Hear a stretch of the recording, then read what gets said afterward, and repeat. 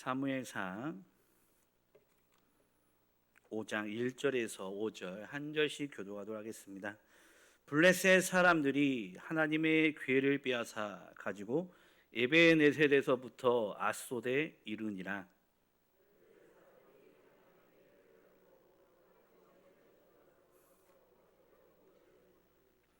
아소 사람들이 이튿날 일찍이 일어나 본즉 다곤이 여호와의 궤 앞에서 엎드려져 그 얼굴이 땅에 닿았는지라. 그들이 다곤을 일으켜 다시 그 자리에 세웠더니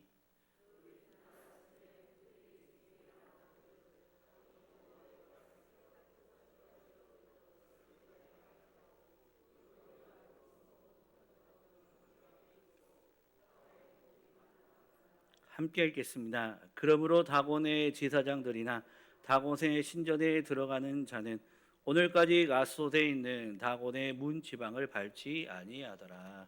아멘. 일본의 다치바나 다카시라는 사람이 우주로부터의 기환이라는 책을 썼습니다. 이 책은 이 우주 비행사들과 이 인터뷰를 바탕으로 쓴 책으로 단순히 과학적 서적이 아니라 우주를 경험하였던 우주 비행사들이 이 우주를 경험하고 그들의 의식이 어떻게 우주를 경험한 그 경험이 그들의 의식에 어떠한 영향을 미쳤는지에 대해서 무게를 두고 쓴 책이었습니다. 1971년 아폴로 15를 타고 달에 갔다 온 제임스 어윈은 우주를 가서 지구를 바라보고 그 경험을 이렇게 말을 했습니다. 그것이 암흑 속에서 하늘 높이 보였습니다. 아름답고 온기를 가진 듯 살아있는 물체로 보였습니다. 그러나 동시에 너무나 섬세하고 연약하여 덧없는 듯 부서지기 쉬워 보였습니다. 공기가 없는 탓인지 그 먼 거리에도 불구하고 손을 뻗으면 바로 닿을 정도로 가까이 있는 것처럼 느껴졌습니다.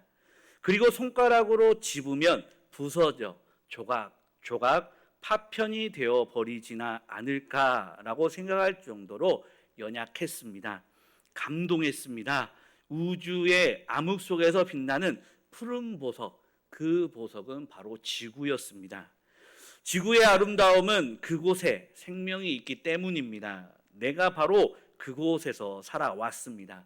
저 멀리 지구가 오독하니 존재하고 있습니다. 내 생명과 지구의 생명이 가느다란 한 가닥 실로 연결되어 있고 그것은 언제 끊겨져 버릴지 모릅니다. 둘 다 약하디 약한 존재입니다. 이처럼 무력하고 약한 존재가 우주 속에서 살아가고 있다는 것, 이것이야말로 하나님의 은총이라는 사실을 아무런 설명 없이도 느낄 수 있었습니다. 하나님의 은총 없이는 우리들 존재 자체가 있을 수 없다는 사실을 의문의 여지 없이 깨닫게 되었습니다. 하나님이 거기에 계시다는 사실이 절실히 느껴졌습니다. 제임스 어윈은 우주를 갔다 오고 자기가 우주에서 지구를 바라본 이 광경에 대해서 이렇게 설명하였고, 그가 지구로 돌아온 후에, 우주에서 돌아온 후에 그는 나사에서의 그 우주인으로서의 직업을 버리고 전도사로서 그리고 훗날 목사로 이렇게 살아가게 됩니다. 우주를 통해서 하나님을 발견하게 되고 그 광대함을 통하여서 그가 신학의 길을 걸어가게 된 것이죠. 우주비행사 유진 선언은 다음과 같이 말합니다. 우주에서 지구를 볼 때 너무 아름다워 감동을 받게 됩니다. 이처럼 아름다운 것이 우연히 탄생되었을 리가 없습니다. 어느 날, 어느 때 우연히 부딪힌 소립자와 소립자가 결합하여 우연히 이런 것이 생겨났다는 사실을 절대 믿을 수 없습니다. 지구는 그만큼 아름답습니다. 아무런 목적도 의지도 없이 우연만으로 이만큼 아름다운 것이 형성될 리는 없습니다. 그런 일은 논리적으로 있을 수 없다는 걸 우주에서 지구를 바라보며 확신했습니다. 그 아름다움을 다른 사람들에게 보여주지 못하고 나만 보고 있는 것이 정말 이기적인 행위처럼 느껴질 정도였습니다. 라는 고백을 하게 됩니다. 하지만 우주를 방문하였던 모든 사람들이 우주에서 하나님을 발견한 것은 아닙니다. 인류 최초의 우주 공간에 날아갔던 사람은 이 구소련의 우주 비행사 유리 가가린입니다. 우주 공간에서 지구를 내려다본 최초의 인간인 그의 첫 마디는 하늘에 하나님이 없었다. 주변을 열심히 둘러보았지만 역시 하나님이 보이지 않았다입니다. 같은 우주를 보고 전혀 다른 말을 하고 있는 것이죠. 그의 시야를 가리고 생각을 멈추게 한 것이 바로 공산주의 사상입니다. 단순히 공산주의를 비판하자는 것이 아닙니다. 우리의 시야를 가리고 생각을 멈추게 하는 것은 공산주의뿐만이 아닙니다. 천박한 상업 자본주의, 성공 지상주의, 각종 이념들, 무엇보다도 종교 소비자로 전락한 기독교가 공산주의 못지않게 우리의 생각을 멈추게 하고 하나님께로 가는 길을 막아버립니다. 나는 하나님께 결코 성공을 구한 적이 없습니다. 다만 경이로움을 구했습니다. 그리고 하나님께서는 기꺼이 허락하셨습니다. 두고두고 되씹어봐야 할 아브라함 헤셀의 말입니다. 오늘 사무엘상 5장의 이야기는 하나님의 권능에 관한 이야기입니다.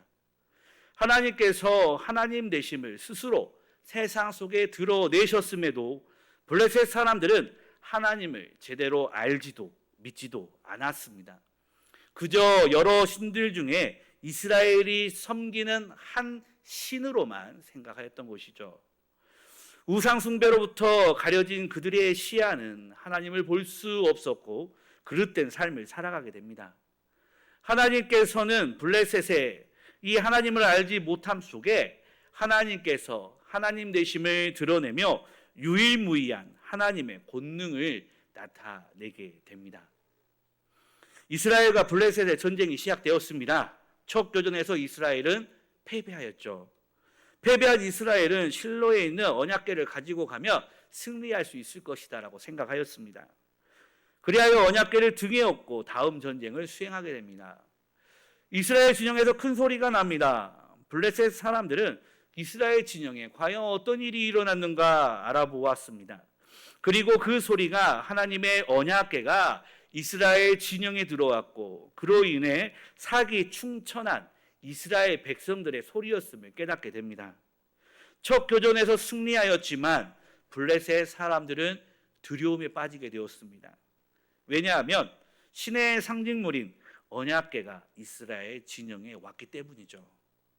그 당시 고대 사람들의 전쟁은 사람들에 의해서 전쟁을 수행하지만 결국 전쟁의 승패는 그들의 믿는 신의 힘에 따라 달라진다라고 생각하고 있었습니다. 그렇게 그들에게 있어서 자신들이 섬기는 신이 얼마나 더 강력하느냐에 따라 전쟁의 향방이 결정된다고 그들은 생각하였습니다. 그런데 그 자신들과 전쟁을 수행하는 이스라엘 백성들의 신에 대한 소문을 그들은 익히 듣고 있었기에 하나님의 언약궤를 가지고 전쟁에 참여하는 이스라엘 백성들에 대한 두려움이 그들을 휩싸였던 것입니다. 하지만 막상 전쟁의 뚜껑을 열어보니 전혀 예상치 못한 결과가 나타나게 되죠. 그것은 바로 이스라엘의 대패였습니다. 수많은 이스라엘 백성들이 죽었고 하나님의 이 언약궤는 블레셋에 빼앗기게 됩니다. 전쟁에서 승리한 블레셋 사람들의 어깨가 들썩였습니다.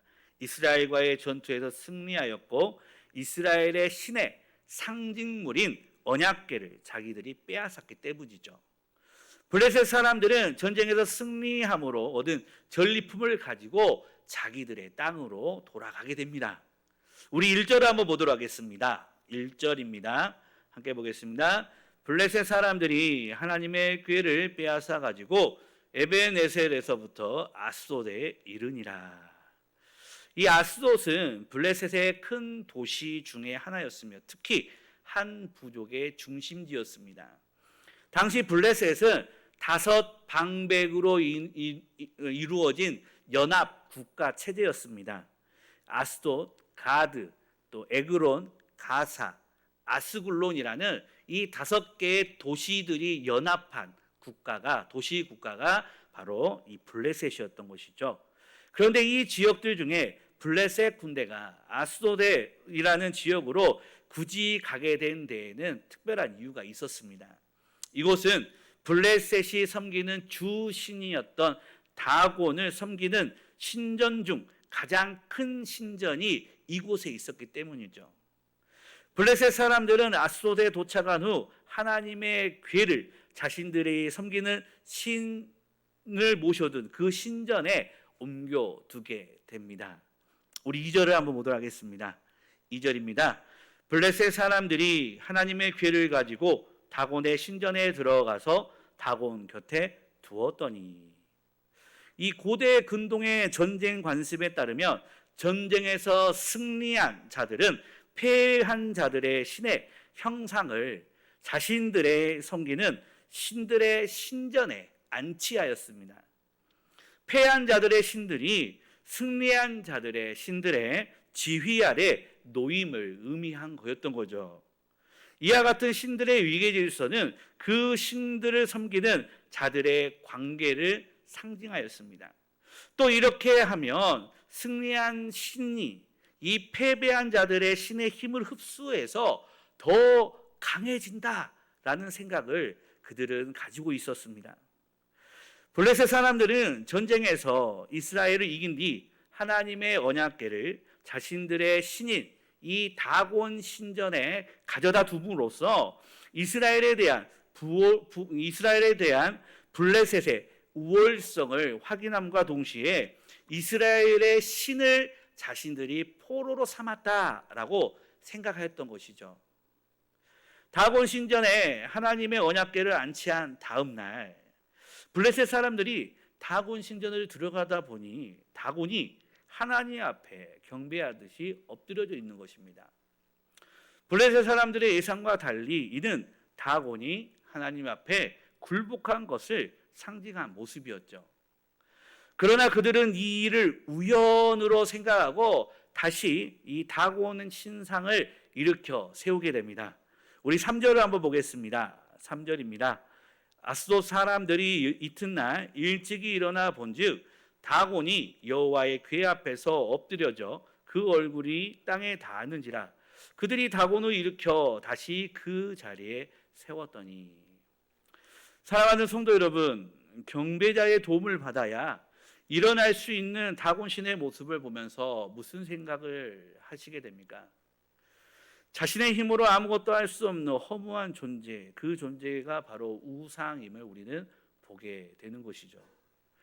반면에 하나님은 하나님을 섬기는 인간과 상관없이 영원히 존재하시는 분이시며 우리의 어떠함과 상관없이 모든 이름 위에 뛰어나신 분이십니다. 우리가 하나님 앞에 예배를 해야 하나님이 영광되시는 분이 아니라 우리가 하나님 앞에 예배를 하든 예배를 하지 않든 하나님 그 존재 자체만으로 하나님은 영광을 받으시는 분이라는 거죠. 우리는 본문을 통해서 이 앞으로 유일무이한 하나님을 보게 될 것입니다. 다음날 가보니 다곤이 또다시 엎드려져 있을 뿐 아니라 이번에는 아예 목과 두 손이 부러져 있는 것입니다. 우리 4절을 한번 보겠습니다. 4절입니다. 그 이튿날 아침에 그들이 일찍이 일어나 본즉 다곤이 여호와의 궤 앞에서 또다시 엎드려져 얼굴이 땅에 닿았고 그 머리와 두 손목은 끊어져 문 지방에 있고 다곤의 몸뚱이만 남았더라. 이집트에 임한 마지막 재앙이 밤에 임했던 것처럼 다곤은 밤이면 순환을 당하고 있었습니다. 머리와 손이 전쟁의 승리를 상징하는 전리품으로 취급되었기 때문에 숭배자들은 패자들의 머리와 손을 잘라 모으곤 했었습니다. 이틀 전만 해도 절대적인 승리자로 보였던 다곤이 어제는 하나님의 경배자가 되었다가 오늘은 하나님의 희생 제물이 되었음을 의미하고 있는 것이죠. 다곤의 머리를 잃은 것은 사고력을 잃음을, 손을 잃은 것은 능력을 이름을 상징합니다. 능력을 상실한 다곤의 손과 괴롭히시는 하나님의 손이 대조를 이루고 있는 것이죠. 다곤은 신으로 갖추어야 할 능력과 위상을 상실했습니다. 이를 통해서 우리는 깨닫게 됩니다. 하나님 앞에 설 자는 이 세상 누구도 없다는 것을 우리는 깨닫게 되는 것이죠.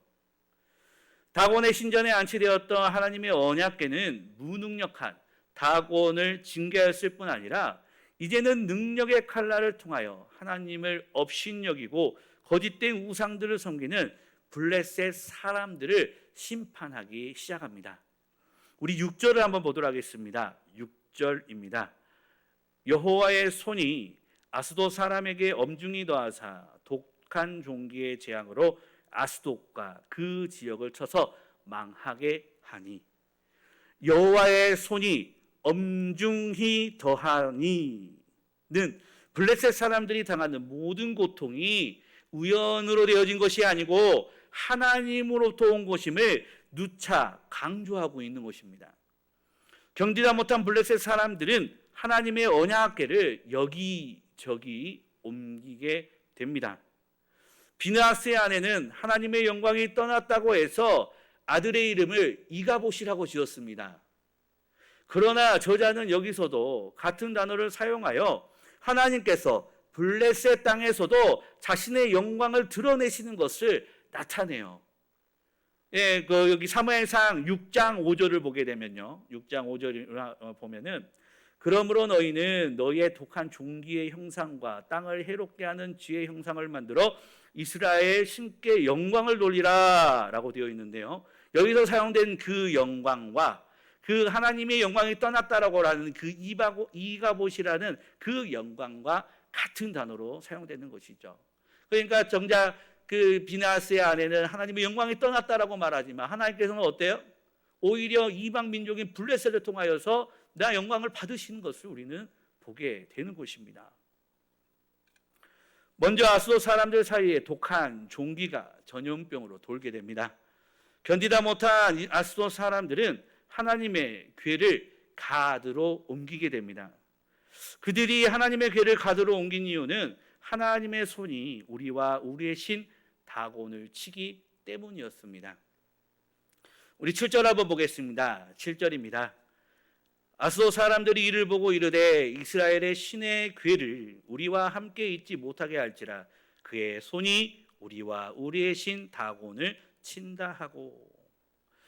가드로 옮겨진 하나님에게는 거기에서도 잠잠하지 않습니다. 하나님께서 가드를 악성 종기로 치셨고 그 일로 인해 법궤는 다시 에그론으로 옮겨지게 됩니다. 블레셋 사람들은 가는 곳마다 무서운 재앙이 임하게 하는 이 법궤를 왜 쉽게 다시 떠나보내지 못했을까요? 이 법궤는 그들이 전쟁에서 얻은 최고의 전리품이었기 때문입니다. 그러니 어찌 쉽게 이 법궤를 돌려보낼 수 있겠습니까? 견딜 때까지 버티고 견뎌보는 것이죠. 그러나 본문은 법궤의 이동을 마치 승리의 순회인 것처럼 묘사하고 있습니다. 블레셋 사람들이 이스라엘과의 전쟁에서 승리했다고 자부하지만 실제로 전쟁에서 승리하여 승리의 순회를 하신 분은 바로 하나님이심을 우리에게 보여주고 있는 것이죠. 본문은 이 모든 일이 하나님께서 하신 일임을 명백하게 드러내고 있습니다. 하나님의 능력의 상징인 손이 계속 언급됩니다. 반면에 이야기가 시작하기도 전에 블레셋 사람들의 신인 다곤은 그 손을 빼앗기게 됩니다. 본문이 제시하는 하나님과 다곤의 이 대조적인 모습이 인상적입니다. 하나님께서는 결코 블레셋 사람들이나 그들의 헛된 신에 의해 구속받지 않으시며 모든 만물 위에 뛰어난 분이십니다. 이 세상 헛된 우상이 아니라 유일무이한 하나님이신 것이죠.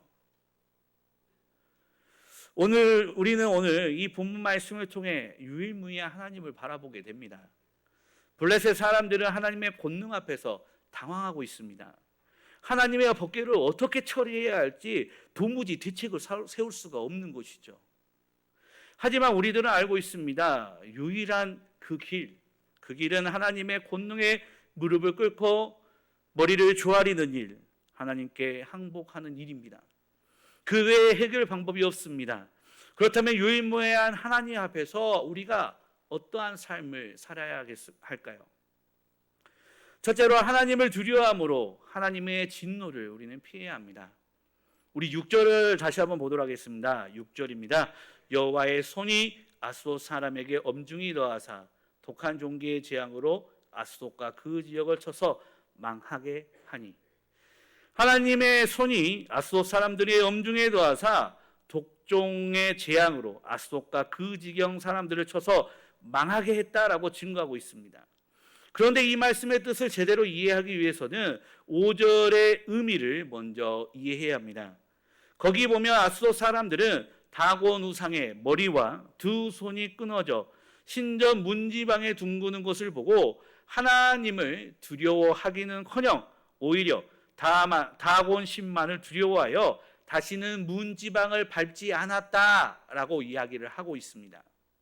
즉 그들은 자신들의 우상이 하나님의 징계와 심판을 받아 파괴된 상황에도 하나님을 두려워할 줄 모르고 한갓 인간이 만든 우상을 두려워하고 있는 것을 우리는 발견하게 되는 것이죠. 따라서 아스돗 사람들에게 하나님의 손이 엄중히 더했다는 말은 곧 아무리 하나님께서 당신의 위엄을 보여주신다고 해도 끝내 당신을 두려워할 줄 모르는 이들에게 돌아갈 것은 엄중한 진노밖에 없음을 우리에게 보여주는 것입니다. 아마도 그들이 하나님의 그 권능을 깨닫고 하나님 앞에 굴복하고 나아갔다며 하나님께서 그들을 용서해 주셨을 것입니다. 하지만 그들은 그러한 상황을 보고도 하나님을 두려워하기는커녕 오히려 자신의 그 우상을 두려워하였다라는 것이죠.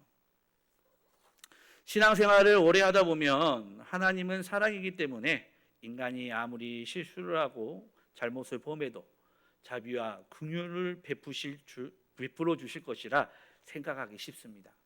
하지만 하나님의 사랑이란 어디까지나 인간의 불신앙과 불순종을 깨우쳐 돌이키게 하는 데 있는 것이죠. 때로는 당신의 사람을 보내고 때로는 때리기도 하시는 모든 것이 사실은 당신 앞으로 돌이키게 하기 위함입니다. 그런데도 끝까지 돌이키지 않는다면 하나님께서는 더욱 큰 징계를 내리실 뿐입니다. 이것이 바로 하나의 원칙입니다. 이는 비록 블레셋과 같은 이방인이 아니라 하나님의 백성이라고 해도 마찬가지입니다. 근데 돌이킬 수 없는 이들은 반드시 징계를 받게 되어 있는 것이죠. 하나님의 백성일지라도. 그러므로 우리는 본문의 아스돗 사람들과 같이 이 미련하게 행동을 해서는 안 됩니다. 다시 말해 지극히 사소한 징계를 받아도 자신의 죄를 깨닫고 하나님을 두려워할 줄 아는 성도가 되어야 하는 것이죠.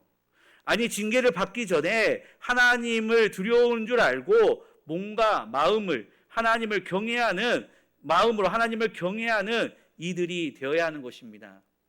이런 점에서 우리는 인류 역사상 가장 현명한 왕인 솔로몬이 하나님을 경외하는 것이 지혜와 지식의 근본이라고 소개한 사실을 결코 가볍게 들을 수 없습니다.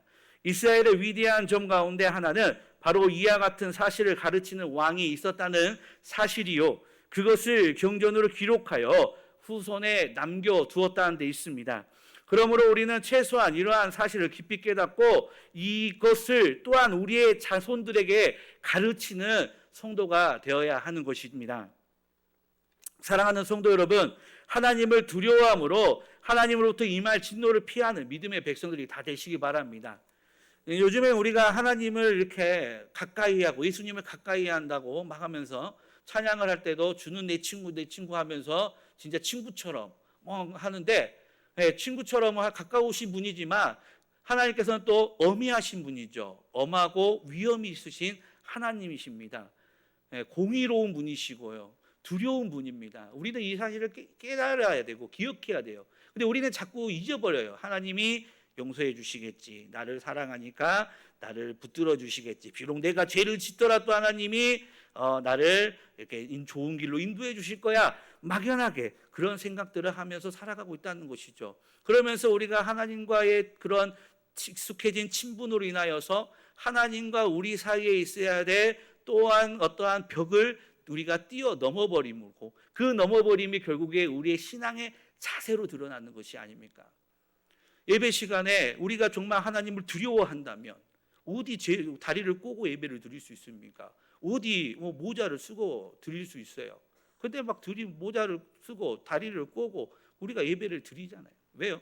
하나님을 향한 두려움이 우리 안에 사라져버렸기 때문이죠. 근데 하나님은 두려운 분이십니다. 하나님의 법 앞에서는 절대 타협하는 분이 아닙니다. 이스라엘의 대제사장들을 생각해 보시기 바랍니다. 대속죄일에 지성소에 들어갈 때 이스라엘의 제사장들이 어떻게 들어갑니까?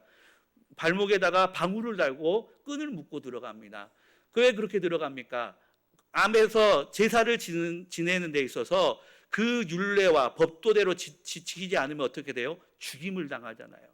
밖에 있는 사람이 짤랑짤랑 소리를 들으면 어때요? 아, 제사장이 살아있구나, 살아서 움직이는구나 라고 들어요. 근데 한동안 짤랑짤랑 소리가 안 나고 움직이지도 않아. 그러면 어때요? 아, 죽었구나 생각하고 어떻게 해요? 들어갑니까? 들어가면 안 되죠. 왜요? 들어가면 죽잖아요. 지성소에는 누가만 들어갈 수 있었어요? 대제사장만. 그러니까는 줄을 묶었죠. 줄로 당기는 겁니다. 그런 것처럼 하나님을 향한 두려움이 우리에게 있어야 된다는 것입니다. 하나님을 두려워하고 또 두려우신 그 하나님을 우리의 후손들에게 제대로 가르칠 수 있는 믿음의 귀한 백성들이 다 되시기 바랍니다.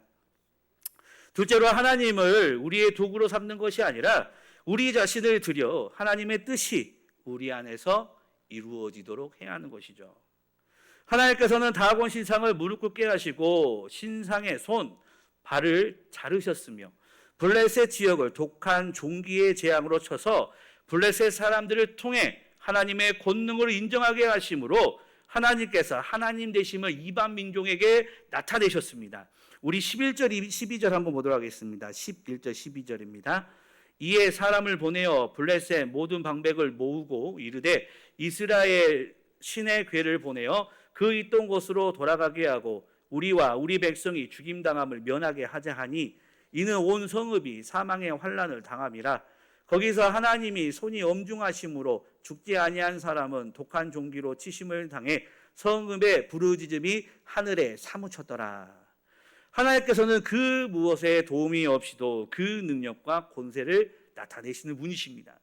하지만 왜 당신의 백성 이스라엘로 하여금 블레셋에 패배하게 하시며 하나님의 언약궤를 블레셋에 빼앗기게 함으로 이스라엘이 치욕을 당하게 하셨습니까?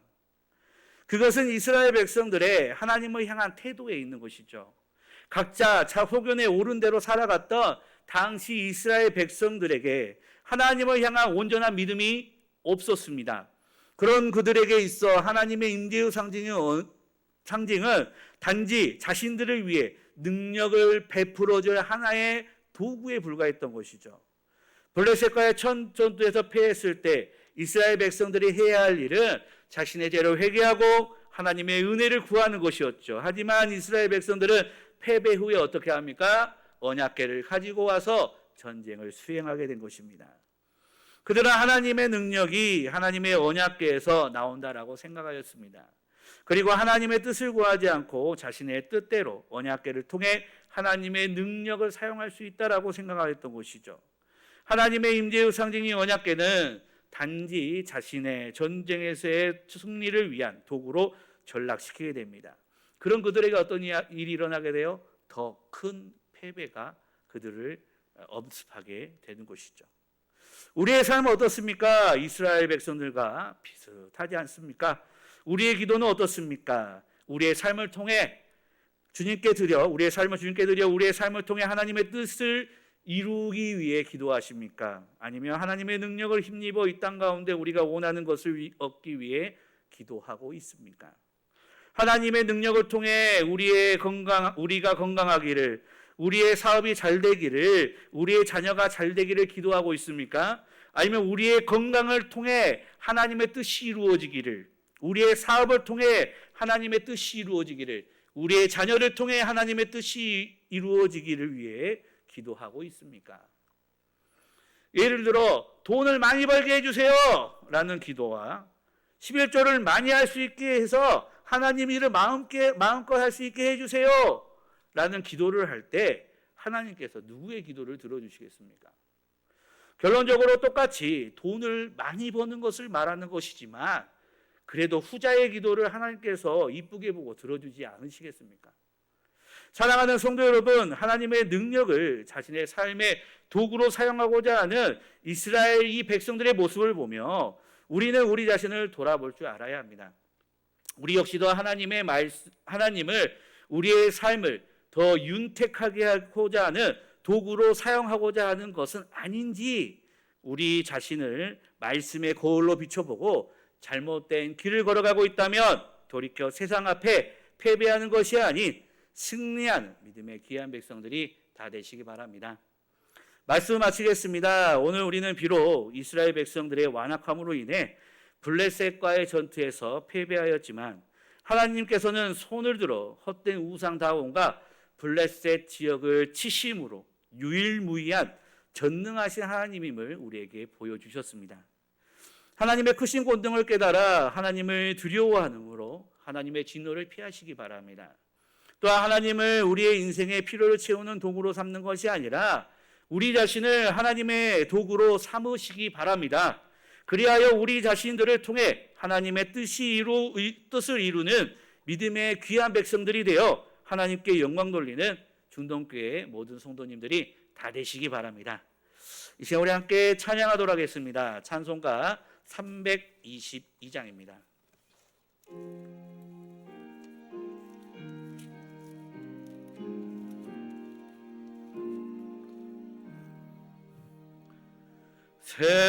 세상의 헛된